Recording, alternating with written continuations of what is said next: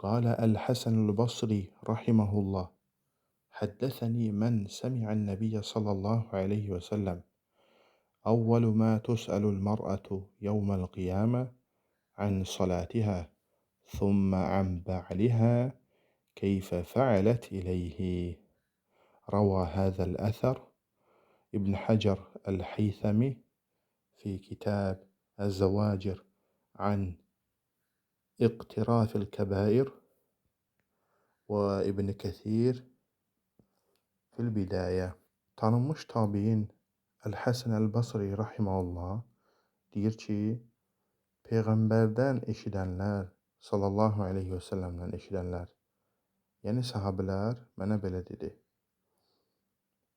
qadının qiyamət günü soruşulacağı ilk şey namazı, sonra isə əri haqqında olacaqdır. Onunla necə davrandı deyə.